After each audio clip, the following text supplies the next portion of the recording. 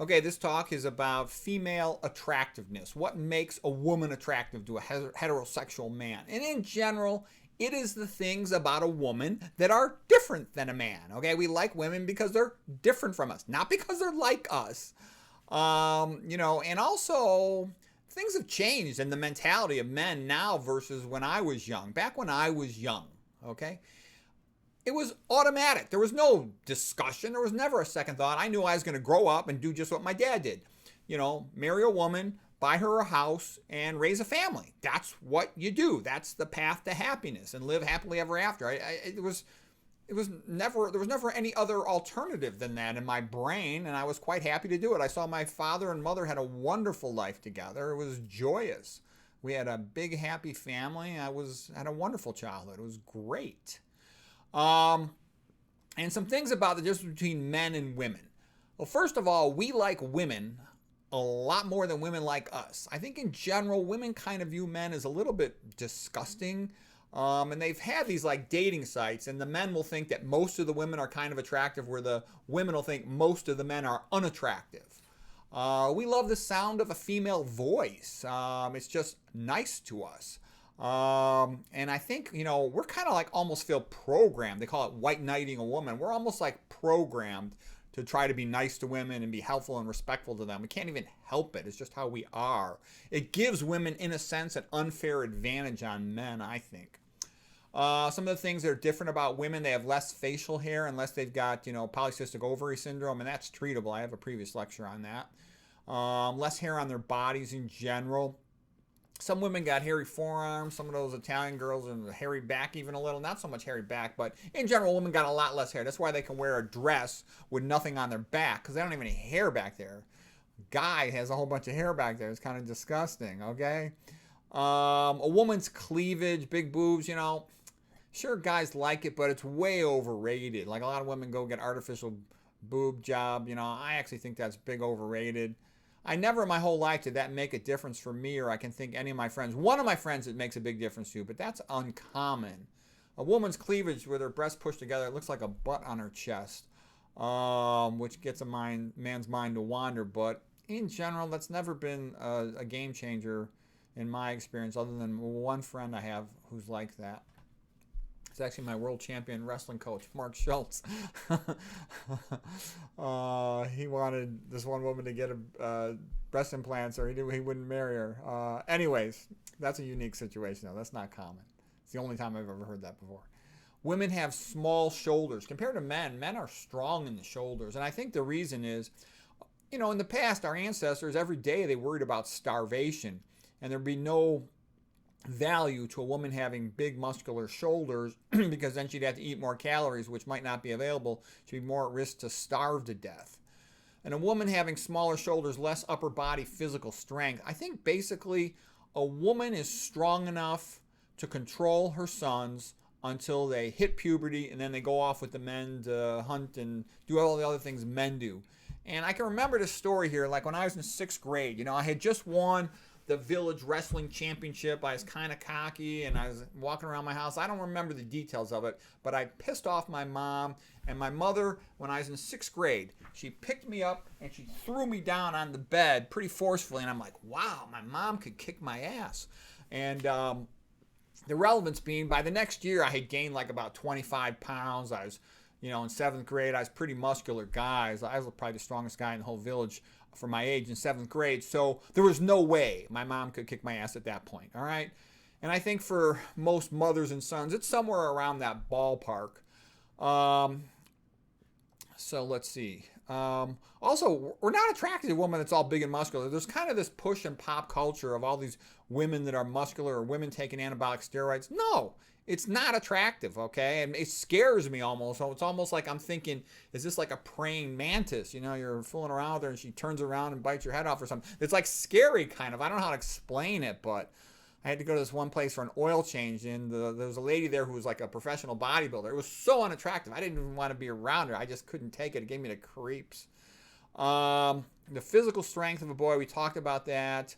Women tend to have better social skills than men, especially when they're young. They acquire social skills faster. I saw that in the difference between my sons and my daughters, in that sense that, You know, my sons were kind of like, you know, not that different than raising dogs, okay? They're just like puppies, hyper all over the place. Whereas a daughter would like say things like, I was lifting weights, and she said to me, and she saw me lifting weights, you know, doing curls or something. She's like, Daddy, are you mad? What's wrong? I go, no, I'm just straining to lift a weight. But she had that like sensitivity and awareness of my facial expression and what I was doing. That the boys would never in a million years say something like that. As men get older and they start realizing, you know, they'll have a better life if they improve their social skills, they start to do it. I remember when I was, in my 30s, and I read this book on body language and communication, and I told a bunch of ultrasound technologist ladies, look at this book, isn't this interesting? They go, oh, Dr. Rogers, we learned that stuff in high school. So I was about 20 years behind them in understanding that stuff. Obesity is very unattractive. Like a lot of women wear deodorant. I never in my life heard a guy like or not like a woman based on deodorant or her smell or anything. They're either attracted or they're not. And it's something you physically happens. You know, your male's brain, heterosexual man, he could walk down a hallway with a bunch of women walking by. He doesn't even think about it. His brain just tells him yes, no, definitely yes, definitely no. And I think what it's based on, it's almost like our DNA in our brain, you know, the Selfish Gene book of Richard Dawkins, is that we want to reproduce, okay? And so basically your brain is making a calculation. Is that woman fertile? Yes or no? And if she's fat, to the primitive mind, what that means is she's pregnant, okay? Forget about it. She's pregnant. She can't get pregnant again. And it's, you know, it's dangerous to approach a woman in a romantic way. She might get pissed off, humiliate you. Her father will kick your ass, her husband, her boyfriend, her brother, the group of men from her town, whatever it might be. So you don't want to waste the effort on a woman who's already pregnant. So you can't help it. Men, most men, and I can tell you this, I've had a million conversations with guys all my life about women who are just not attracted to a woman who's fat. They just can't help it. They're not. And it doesn't matter what she does other than lose weight. They will not be attracted to her. They can't help it. The more fertile she looks, the better. A woman who's healthy, she's, you know, so being real skinny but, you know, anorexic is sick looking, that's not attractive. But just typically being thin, women tend to be thinner when they're younger. That's attractive. You know, they have a vivacity. And women can look great into their 70s if they're low fat, low sodium vegans, they exercise, take care of themselves. But most average women eating a standard American diet, they're kind of fat and they've usually lost their looks by the time they're 45 or 50. They don't keep their looks very well. And I've seen that, you know, in a lot of populations. There's populations where they eat a lot of meat, processed foods, and fried foods and stuff, and those women do not age well. So if a woman, you know, basically, well, we'll come to some of the things about the relevance of that. A woman can keep her looks. Why not keep your looks into your 70s rather than lose them in your 30s or 40s? I've seen a lot of women, they have their first kid and they get all fat and they're real fat the rest of their life. Other stuff we find unattractive, if they're real sort of feminist and bossy, that's very unattractive to a man. And the thing that I think is funny about it, you know, oh, you know, we think women aren't treated fairly in society. Yeah, right. Women are totally favored over men. And the thing that I think is funny, it's a woman who's feminine with good social skills. She can totally control men. I know a lot of women, they're so graceful and nice. Men just want to do anything for them. So a woman who's got good social skills and she's nice, she totally can control men. Versus if some woman hates men and she's nasty to them, they're not going to want to do stuff for her. But a woman who's nice to men, she doesn't have to be pretty, she just has to be nice to them. They'll do tons of stuff for her. If a woman's really bitchy, that's unattractive. You know, sort of like if you have a girlfriend and you sleep with her and then she's bitchy to you, you almost kind of expect that. That's normal. And she's going to have her menstrual cycle going through its phases. And there's going to be some days when she's just bitching at you for no reason. But you accept that. On the other hand, though, I'll tell you, a woman, if she likes a guy, she should never bitch at him before she slept with him. Because I've had that experience of women who've bitched me out. You know, like I was the head attending doctor performing imaging guided surgeries, and I've had some women bitch me out who later on liked me and they would want me to go out with them, and it was like my brain was telling me, no way, not in a million years would I ever date this woman. It was like she just gained 150 pounds, because I'm telling you, in my brain, I don't know how to explain it, but it was sort of like, who are you to bitch at me when, you know, I'm not even your boyfriend and you're going to talk to me with all this crazy emotional talk?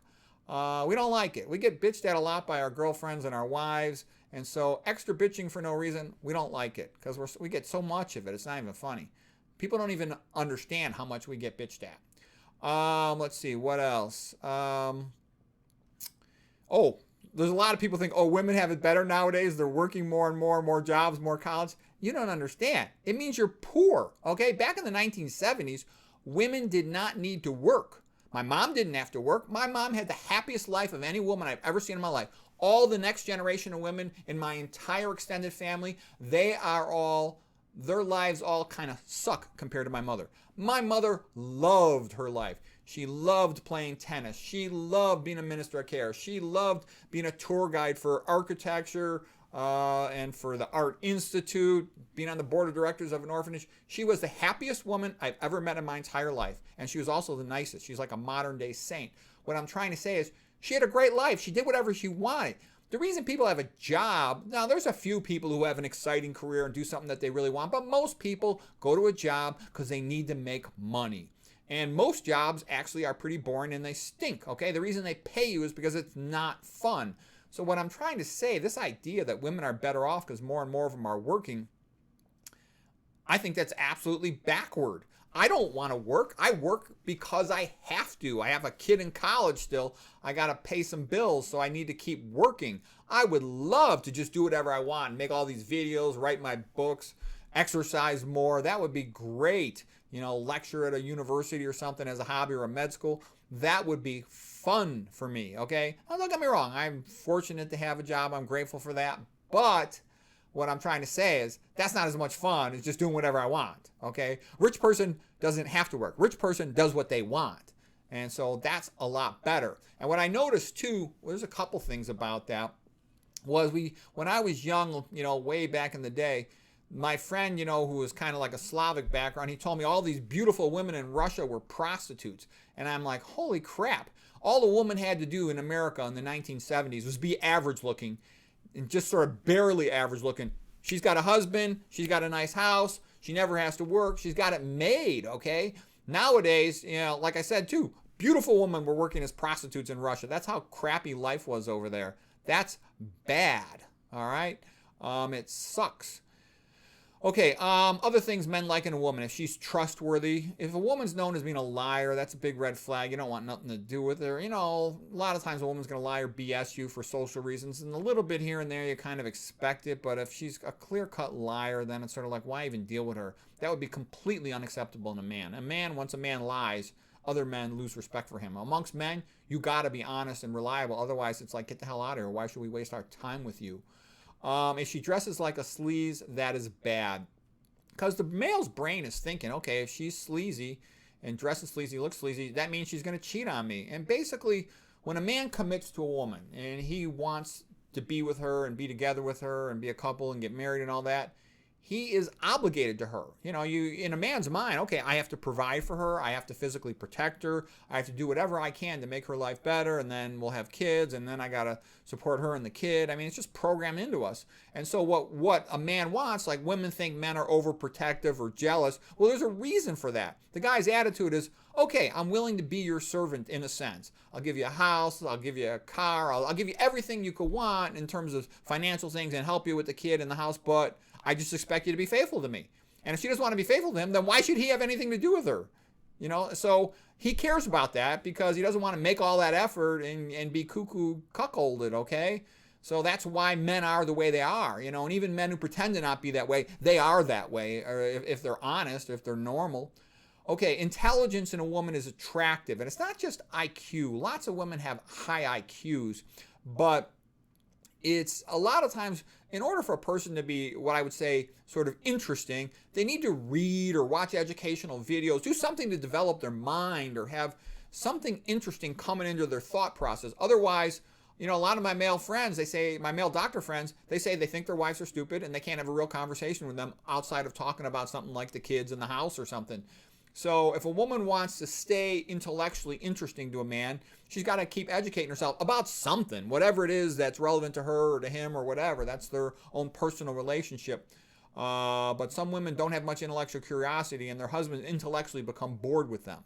Okay, and if they get all fat, then their husbands become physically bored with them as well. And of course, it goes both ways. A lot of women think their husbands are stupid and fat and other things too. So that's a whole other subject, but we're talking about women in particular for this talk. Okay, conversation's important because a woman's looks are going to fade eventually. So A really good marriage is when they're like friends with each other. They just like each other as a friend, so conversation comes easier. The looks, like I said, can last an extra 30 years if they take good care of themselves, which is a lot. So yeah, when their husband and wife are not just lovers but good friends, things are much better. And also, just being a good person can be very attractive. You just enjoy their presence. And I had that experience when I did my radiology residency. When I first came in as a new first-year resident, the senior residents kind of told us what was going on. The technologists told us how things worked at the new place. And there was this one senior resident. Her name was Helena Gabriel. I'll just tell you her name. She was a Greek girl. And I could see her picture, pictures of the senior residents. And I thought she was ugly. Okay, I don't know her. She's just some senior resident. She's gonna maybe be helping. I thought she's an unattractive woman. And then all these senior guys are like, "You don't know this girl. She's wonderful. We're in love with her. She's the best." And I'm like, "What are you guys talking about? She's kind of ugly." And I didn't know. That's just what I was thinking to myself. I was just a new kid on the block, so to speak. And so then I got to work with this lady. She was so nice. As soon as she walked into the room, she was just charming. And, she was a good doctor, but just her presence, she was like, it was like having your older sister there who's going to help you out. And I don't know how to explain it, but we all really liked her a lot. And you just wanted to be around her. She was so nice, so charming, so kind, so thoughtful. She's like my mom in that sense. My mom didn't give a shit about conformity. All she cared about was doing the right thing. She was very Christian, good lady, like a saint. And if some person's alone by themselves, standing against the wall with no one to talk to, she will walk up to that person always, no matter who. It don't matter if Elvis Presley walked in the room. If someone looks lonely, she'd go help out that person. And what I'm trying to say is this Helena girl was like that. And man, we all really liked her. She was my favorite of the senior residents. I understood why all these other guys just thought she was the best woman around. And she got hired immediately. Everybody wanted to give her a job. That's what she was like. Okay, the next thing is, like I said, a woman, if she yaps, I already talked about that. I talked about how our brain already makes a decision. So then I came up with an equation for female attractiveness. She has to be thin, and she could be a little bit voluptuous, that's fine, but when I say thin, I just mean not fat. She should be healthy. Anorexic thin is bad, but just healthy thin is good. Facial beauty, yes, that helps, but there's lots of other things that she can compensate if she's not born with a lot of facial beauty. If she's feminine, we like that. We like a feminine voice. We like a feminine personality, a feminine build, feminine manners. We just do. We find it attractive. And I'm saying me, but this isn't just me. I've had a million conversations with heterosexual male friends of mine all my life, and we talk about women all the time. So the things I'm telling you are pretty standardized over about a million conversations. If she's nice, makes a big difference. Is she intelligent? And also when I say intelligent, I mean, is she well informed about something you both care about? Can you actually talk to her about something other than just male-female relationship, the house, the kids, or something like that? She actually reads or knows something that's interesting. And I say that because I dated some different female doctors through my life, and it was nice when I could talk to them about medical stuff. I also dated a professional musician, and I really liked her. I almost should have married her, but a female and a doctor are kind of, a musician and a doctor are like opposites. Musicians want to stay out late at night, go to shows, and go to parties. A doctor, and me as a total workaholic, I wanted to be first in my class in everything, and I would, get up early in the morning and work all day, study, go to bed early, and that was just programmed into me. So to be out late at these parties and events, I could just tell it wasn't going to work. And she was a professional musician and really beautiful. I knew she'd probably be screwing the directors one day or another to get the job and, the lead performer in Les Mis or something. And I sort of figured it just isn't going to work, even though she was a great woman. And I kind of remember her the most favorite out of all the girlfriends I dated. It's just because I think, she didn't bitch at me. I guess maybe there's less things to bitch about when you're in high school and you're living off your parents and all the bills are paid. You don't have to do anything except have a fun romance. But I don't know. I just still, just the thought of her makes me happy. I'm almost sorry I didn't marry her, but, if I was a musician, maybe it would have been different. Okay, what else? The shared interest in health, literature, religion, nature, biology. It's really good if you got something in common because it just gives you a lot more reason to spend time together. Also, if you have shared values, if you have a shared perspective on religion, that's good. Because you have to agree on a lot of things if you're going to marry somebody. Where are you going to live? How many kids do you want to have? All of that stuff really matters. If she's a good conversationalist, that makes her more like a friend. A friend is somebody who you enjoy talking to. So that's great if you can have good conversations with her. Is she honest? Okay. A lot of women think it's no big deal to BS a man. And, maybe if you want to get rid of him, he's annoying you, of course. But if you want to have a long-term relationship with a man, don't be a liar or a bullshitter, because he'll lose respect for your opinion and he won't want a long-term relationship with you. And then I have inverse proportions. This is 1 over something. If she's real bitchy, that makes her a lot less attractive. If she's crazy or bipolar, women can behave a lot crazier than a man can, because a man, physically is a lot stronger. So people don't tolerate that much crazy behavior in a man. But, it's fun. A crazy girlfriend could be fun and entertaining for a weekend, but you don't want to be around that, much beyond that, if at all. So anyways, for what it's worth, this might be helpful. And I do see changes. I gave a previous lecture on how come men don't want to marry anymore. And I can tell you, I've talked to quite a few young men, and what they tell me is women are not like they used to be in the old days. They say women are promiscuous, so you're afraid they got a lot more of them have venereal disease. A lot of them are promiscuous, and you don't feel confident that they're not going to cheat on you. Why marry them? The divorce law makes it so easy for them to get married. So what I'm saying is, tons of young men, and these are doctors, professionals, graduate degree educated young men. They say they don't want to get married. They think it's an unfair deal, that there's too much, it's too easy for the woman to get divorced and just rip you off and turn you into a slave. And I think that's bad. And when I was a young guy, it was automatic. Of course I'm going to get married. Of course I'm going to support a woman. Of course I want to have a family. What could be better than that? That was the happiest life I ever saw, was people who lived that way. In the old days, you get married relatively young, and you'd have a bunch of kids. And yeah, some of them, sometimes there were problems or it didn't turn out well, but lots of times it did. I saw tons of really happy families when I was young. So anyways, I hope male-female relations will improve between the young people, because they're not having many kids and they don't want to get married, and it's kind of sad. They're kind of messed up, the younger generation. Anyways, that's a topic for another day, but I hope this was interesting about female attractiveness. And there's a lot of things a woman can do. If she's not born the prettiest face on the block, there's lots of other things she can do to make herself very attractive.